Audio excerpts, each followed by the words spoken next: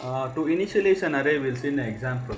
Um, the array name, index value, and the value which is going to be stored in that location. And similarly, int array, second position, and the value. So it assigns the integer value in this location 0 and the location 1. So to declare an array, we define the variable type with the square bracket, as we know it already. So the data type square bracket cars. This is an integer array. We'll see an example for a string array. So to insert a value to it, we can use the array literal. So place the values as in a comma separated list inside the curly braces. See over here, string data type square bracket cars is the array name. Cars is the name of the array, which is a string array. So in the curly bracket, the values are separated by commas, which means cars of 0 is Volvo, cars of 1 is BMW, cars of 2 is Ford, cars of 3 is Mazda. In the same way, I can initialize an array integer value like this also. So int is a data type square bracket my array string or literal. With the square curly bracket, I can insert the values or initialize the values with the comma, which means my num of 0 is 10, my num of 1 is 20, my num of 2 is 30, my num of 3 is 40. So this is the another way to initialize the value like this. So here individual element can be initialized to the respective location. Here the collective initialization of an array. Both string and number are initialized. So now we'll see an example of accessing the array elements. So my class name is my class, public static void main. So here I declared the string array value is cars, square bracket can be placed in between or in the end. So array values are initialized with the curly square bracket, values are separated by comma. So these are all the string values. So this is already I told you, right? 0th position, first position, second position, and third position. So I can access the array. For example, I wanted to access the first value in an array. I can use the array literal square bracket the index value, which means the first value in that array Volvo will be displayed as an output. We know that index starts with the 0 and ends with n minus 1. N is the size of the array. So this is how we can access the. So inside the square bracket, you can give the index position. So we will be getting the particular value or element in an array.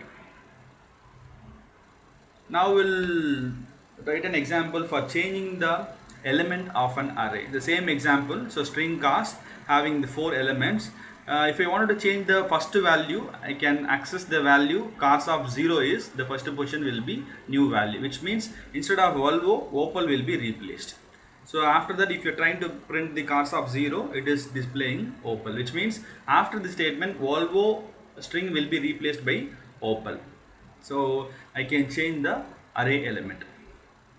So with reference to index number, you can access the array elements with the index number, and also you can access the array element and you can change the value of array element. So next is array length. So there is a built-in function available in Java finding the length of the array. So array name dot length. So length is the no parameter function which returns how many elements inside the given array cars. So cars is my array name dot length. So 0 parameter built-in function available in array objects in Java, which returns how many elements available in this array. So 4 is the output. So next is loop through array. We will be iterating through an array. We'll see how we will do iteration. Same example, cars array. So Volvo, BMW, Ford, Mazda are the values. So for int I equal to 0, so I'm navigating up to cars dot length. That is length is 4. So I'll be navigating to 0, 1, 2, 3. So it won't reach 4. So less than 4 it goes. I plus plus increment. Cars of I, which means at the initially cars of 0 will be there, cars of 1 will be there, cars of 2, cars of 3, cars of 4 won't be go. So it goes up to cars of 3. Car of 0, 1, 2, 3, which means 4 element. That is car of 0, car of 1, car of 2, car of 3. So it goes up to n minus 1, where n is the total number of elements. So n minus, it goes up to n minus 1, which means it is I is iterating from 0 to 3. And loop through an array, the same example with the each element in an array. So it's very simple, the same example. Cars, that is string type, whose values are initialized over here, and string I inside the car, that is for each element inside the car will be referred as I will be the string type. That is what the for each element. You might have studied in Python similar to that one. So for each value in array, that is what the thing. So here the for each value is I is the type of integer. So after the colon, the array name. For each value in a class, I will be iterating to first element, second element, third element, and the last element. So I will be displayed so that it will be displaying only the elements. So loop through with the for each. So syntax is for type variable, that is string I colon the array name. Next is a sample program for array. Another example: integer array declaration and the construction or initialization. Not construction, initialization. So int a array name is array. New integer type 7 positions, that is 7 memory locations, 7 integers inside the array. So count is the iterator here. Count starting from 0 to n minus 1. It goes up to 0 to 6. So totally 7 elements. So count will be incremented every time. So array of count, that is you have this count is going to be index. Array of index is index plus 1. For the first location, 1 will be stored. Second location, third 2 will be stored, and so on up to 7. See over here, first for array of 0, count got incremented and it will be stored. That is 0 plus 1. And for second position, 1 plus 1 2, and so on. For the seventh position, 6 plus 1 7 will be stored. So this is how the simple example of array declaration, initialization, and construction are assigning the value to the array by using index. So here I displayed the array as it is. So array count will be the variable and array is the name. So I wanted to display array of the index, that is array of the index. For that only we are using this one. So this count is actually the incremental value. So up to this string. So after the count string, so I'll be concatenating the array square bracket and this value, and the square bracket is equal to is going to be string, and finally the array of 0, array of 1, array of 2 value will be displayed. So this one array of 0 is value, array of 1 is value, array of 2 is value. So for demonstrating the array of 0, 1, 2, 3, this part, for displaying the values 1, 2, 3, 4, 5 up to 7, this part is given over there. So this is how a simple example for array. So next we will see about single dimensional array. So far we were discussed about single dimensional array only. So here which we discussed in earlier the previous slides, the same single dimensional array, data type, array name, at the end square bracket, new keyword, and the initialization. 12 memories is going to be allocated, integer allocations are allocated for the array A. So that is what the single dimensional. So in only one row will be there in one direction. That's what called a single dimensional array. Or else you have this box. This is going to be a single dimensional array. 1 to 12 are the values, and first value will be a of 0, can be referred as a of 0, where 0, 1, 2, 3 up to 11 are indexes, and this is going to be an example of single dimensional array. Only one dimension, that is linear representation. So two-dimensional array or multi-dimensional array. Here I used only two-dimensional.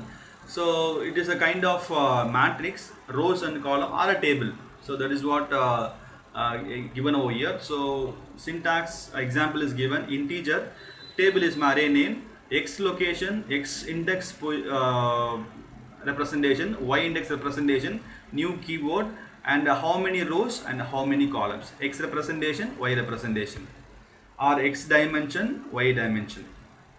So it is quite similar to the matrix that we use in mathematics. So the below image stored in data with respect to the different dimension. So I told here, right? So four rows and 5 columns. That is, it is given as a ulta. 5 rows and 3 rows, 4 rows and 5 columns. It's ulta is given over here. Yeah, so here an example of detailed example of one-dimensional array, integer array whose size is 50. This scanner is actually class available in Java for reading the input from the user. System.in is the input stream. From the input stream, by using scanner class, you can read the object by using scan object. So the scan object is the type of scanner. So we'll see in Java IO detailedly how this how to read the input and how to send the output by using byte stream, buffer input stream, and so on. In that, scanner is one class available in Java for reading the input from the input stream. So here as of now, just have this scanner is the class is available for reading the input from input stream. System is the static class and in is the object. So that from input stream we will be reading the value. That is what as of now you have this. So scan is the object for the scanner. Next int is nothing but reading the next integer from the terminal. So user is entering the n value. It has been read by using nextInt method. So I am displaying enter the n number of elements to store the array. So I am asking the user to prompt to enter the array values. So I am putting inside a for loop. Sorry. So inside a for loop, array value will be stored or constructed. Array of 0, array of 1, array of 2, array of n minus 1. For example, user n is going to be 5 means I starts from 0, it goes up to 4. That is array of 0, array of 1, array of 2, array of 3, array of 4. So 5 elements will be read by using scan.nextInt. So scan is the object of the scanner class and nextInt is the method inside scanner class to read the integer value from the terminal. So I am reading the integer value from the terminal and that will be stored in the respective locations a of 0, a of 1, a of 2 up to a of 4. For example, if the n is 5. After reading the array, in the same way I am displaying the array elements. So for I equal to 0 to n, so it goes up to 0 to n minus 1. So array of 0, array of 1 up to array of n minus 1, the value will be displayed. So this is an example of simple one-dimensional array reading and displaying. This is the output. How many elements? 5 elements. So I'm user is it is asking to enter the 5 elements. So I'm entering 5 elements 1, 2, 3, 4, 5 and the output. And this is the example of two-dimensional array. So here I have to declare rows and columns are x dimension and y dimension. X dimension is the row and y dimension is the column.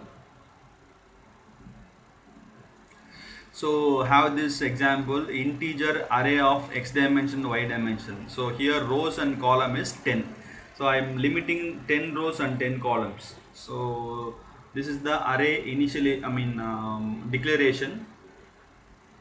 So by using scanner, I am asking the user to enter the row that is called as row, and I got the column. So row and column has been read from the scan.nextInt method, which is reading from the user, getting from the user row and column. So after getting the row and column, I am putting two for loop. For each row, I will be reading all the columns, right? For each row, we will be having number of columns, right? For row 0, all the columns will be read. So two for loop for the row and column. For each of row and column, I will be reading one value. Just assume or imagine the matrix 0. It starts from 0 of a array of 0, 1, 0, 2, 0, 3, 0, column minus 1.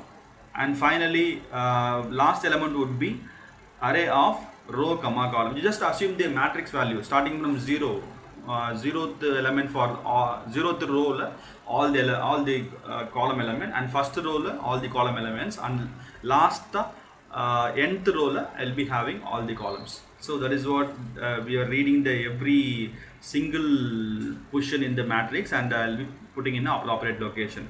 So that is what two for loop representing row and column.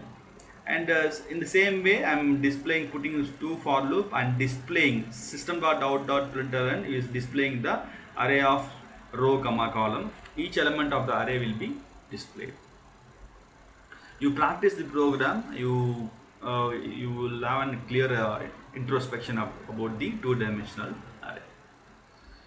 So this is the output of two-dimensional array, given in row as 3 and column as 3, and asking the element totally how many elements, row into column, 9 elements. So I am entering 1 to 9, so it will be displayed as it is. So with that we are completing the arrays in Java. Simple basic operations are discussed in the arrays of the Java. Thank you.